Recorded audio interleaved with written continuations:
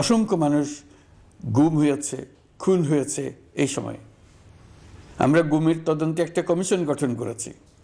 Commission প্রধান আমাকে জানিয়েছেন অক্টোবর পর্যন্ত তারা ১৬০০ গুমের তথ্য পেয়েছেন। তাদের ধারণা এই সংখ্যা ৩৫০০ ছাড়িয়ে যাবে।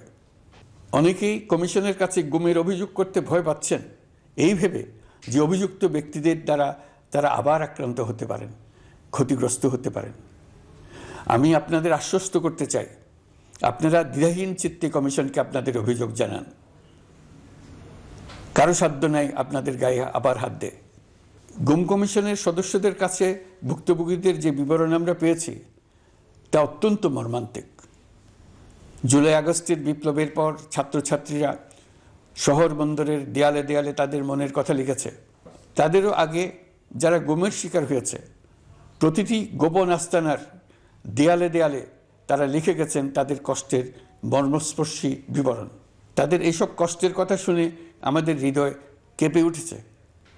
এসবের সঙ্গে জড়িতদের আমরা বিচারের কাঠগড়ায় দাঁড় করাবই। অভিযুক্ত যত শক্তিশালীই হোক, যে বাহিনীরই হোক, তাকে ছাড় দেওয়ার কোনো সুযোগ নেই। কেবল দেশে নয়, গুম, খুন ও জুলাই আগস্ট গণহত্যার সাথে জড়িতদের আমরা আন্তর্জাতিক আদালতেও বিচারের উদ্যোগ নিয়েছি।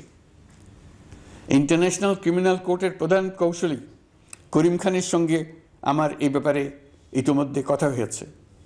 আইনশৃঙ্খলা রক্ষাকারী বাহিনীগুলোর কোনো সদস্য কিংবা অন্য কেউ যাতে হত্যা, গুমসহ এই ধরনের কোনো অপরাধে জড়িয়ে পড়তে না পারে, এই জন্য আমরা গুম বিরোধী আন্তর্জাতিক সনদে স্বাক্ষর করেছি।